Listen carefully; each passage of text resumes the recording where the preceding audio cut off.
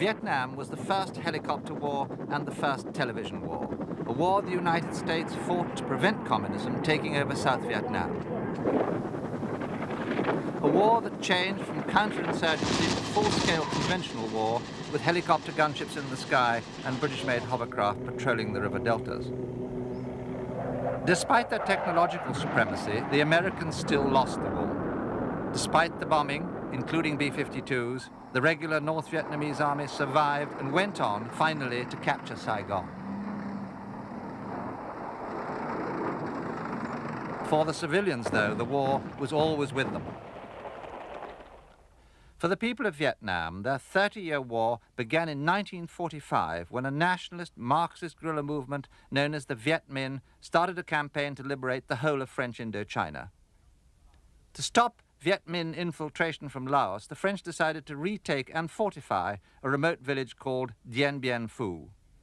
It was the crucial mistake of the war, leading to encirclement by 4 Viet Minh divisions, the collapse of the French strongpoints like dominoes, and France's surrender, not just of Dien Bien Phu, but of Indochina itself.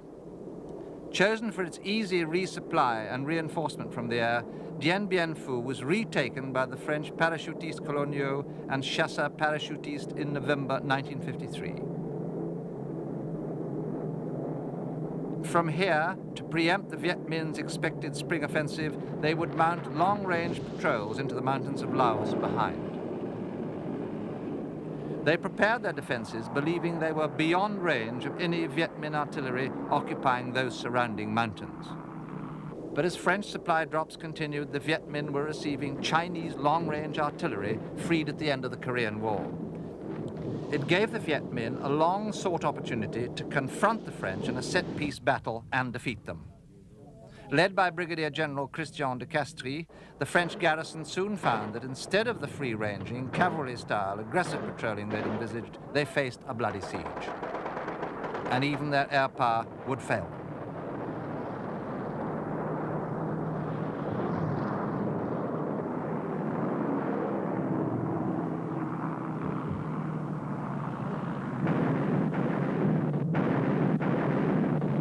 From the hills, Viet Minh artillery, consisting of Chinese 105mm guns, pounded the French strongpoints, while infantry burrowed trenches ever closer before mounting the human wave assault that finally ended the battle.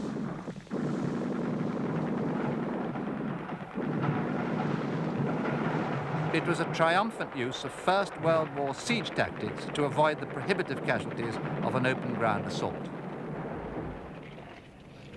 The French surrendered not just their fortified base, but their Indo-Chinese empire.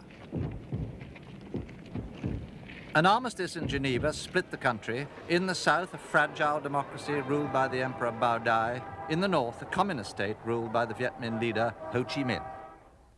The Viet Minh was led by Vo Nguyen Giap, a self-taught general who began his revolutionary war with only 44 men and ended it commanding 22 divisions.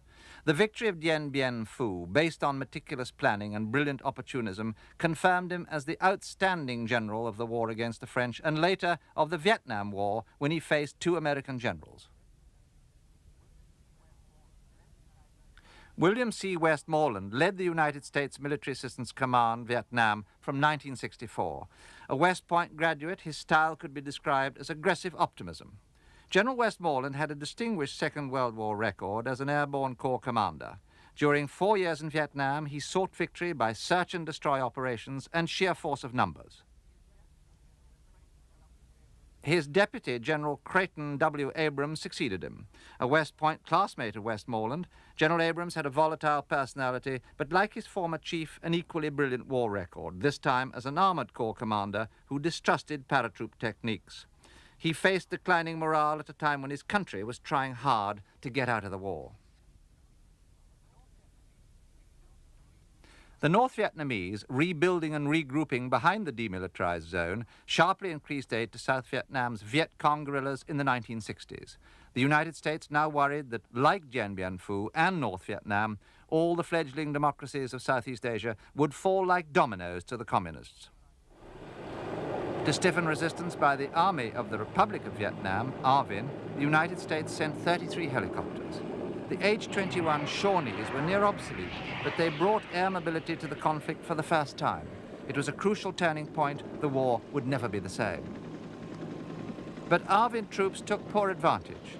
Few would disembark from hovering helicopters, and when they did land, they milled about, presenting an easy target to enemy forces.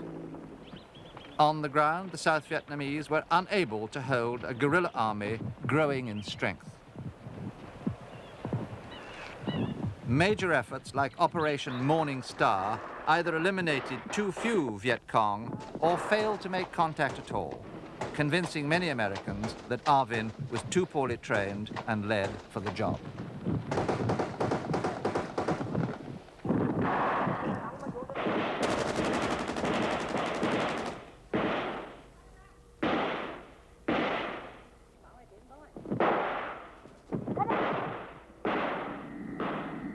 Alongside the helicopters, the United States began Operation Ranch Hand, the aerial spraying of Agent Orange herbicide to defoliate the guerrillas' jungle hideouts. They called it a modern technological area denial technique, and in the next 9 years, the C-123 providers would drop an estimated 19 million gallons of it. The effects on the ground were devastating, but on the guerrillas' ability to hide, they were negligible.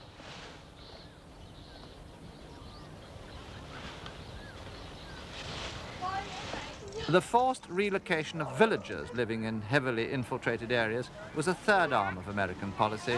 They called it pacification. It began with Operation Sunrise. People who'd never seen a helicopter before were airlifted with a few possessions to strategic hamlets, fortified villages specially built to be easily guarded. To a conservative peasantry distrustful of government officials, the new policy was highly unpopular and soon began to collapse both politically and militarily. Despite their impressive fortifications, the Viet Cong found the hamlets an easy target for their propaganda. With 23,000 advisors now in South Vietnam, the United States was on the brink of war. Then the American destroyer Maddox was reportedly attacked by communist torpedo boats off North Vietnam. No damage was caused, but one torpedo boat was sunk by Maddox gunfire.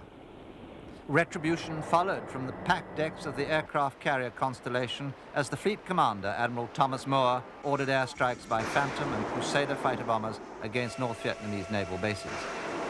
At home, Congress finally voted President Johnson extensive military powers under Public Law 88/408.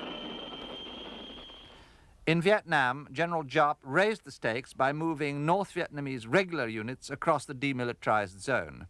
This was invasion, so the United States launched B-52 strikes from their Pacific base at Guam and then landed Marines at Da Nang. A full brigade came ashore, the 9th Marine Expeditionary Brigade, numbering 3,500 men.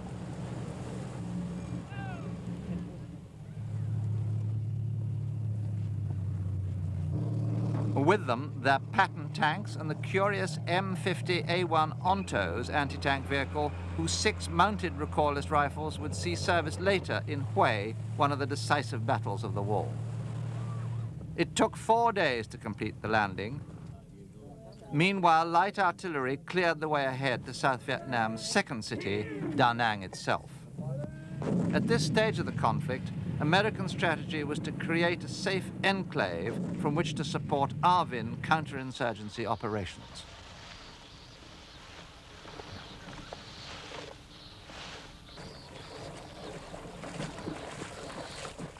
Already, the difficulties of the local terrain were becoming clear.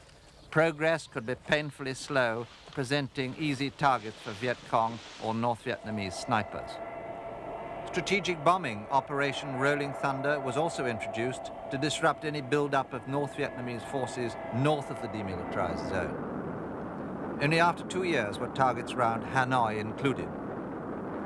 The B-52 Stratofortress carried an 84,000-pound conventional payload, but raids had to be routed through Hong Kong air traffic control, losing any secrecy. Bedeviled by opposing political and military priorities, Rolling Thunder was later confirmed to be a failure. North Vietnamese movements in strength into South Vietnam marked the turning point. In a few months, they built up their numbers, mainly in the hard-to-defend Central Highlands, to just short of 250,000 men and women under arms. Quick successes against Army units prompted the end of pacification. General Westmoreland began his war of attrition with Operation Kickoff. It inaugurated 3 years of search and destroy operations. The Pentagon believed the strategy was bringing the communists to the brink of defeat, but it also locked the United States into a ground war in Asia. 1966 saw the first large-scale search and destroy missions of the war. Operation Masher aimed to snuff out guerrilla insurgency around Bong Son, while another operation targeted the so-called Iron Triangle, a communist stronghold on the borders of Vietnam, Laos, and Cambodia. Operation Masher was launched by the 1st Cavalry's Air Mobile Division, but its name was quickly changed to White Wing by President Johnson, who feared the original would attract public criticism. Helicopters were a weapon of which even General Giap had no experience, and at first he underestimated them. His troops were often surprised and took severe casualties. But very often American intelligence was faulty, particularly about the strength of the enemy units opposing them. Sometimes the sweeps found only dry holes, positions vacated by a vanished enemy. They also found that a guerrilla army wins if it doesn't lose, while a conventional one loses if it doesn't win. If a contact was made, the infantry would move in strength, ranging from a platoon to a battalion. The assault unit only got into a real fight if the opposition was cornered or staged an ambush. Platoon commanders ordered their deployments while still distant Viet Cong or main force positions were shelled from fire bases deep in the rear. Then followed the technique known as a pylon, with all available ground units brought in to trap the enemy forces. An elusive enemy believed the Americans wasted firepower. Armor would be summoned up to shield the advance. Extra M60 machine guns converted these M113s into armored cavalry assault vehicles whose ability to adapt to Vietnamese conditions surprised even General Westmoreland.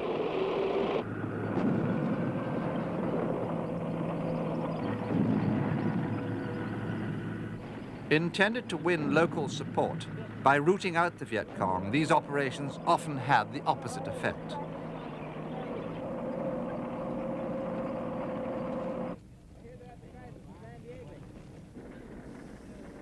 For the local peasants, the machinery of war merely brought terror. Insurgent forces operated close to the civilian population. Often, they were the civilian population. Suspect Viet Cong were rounded up and the identities of others were checked. Their wounded were taken away too, and a place found for them as well as for the wounded Americans when the call went to the medevac units based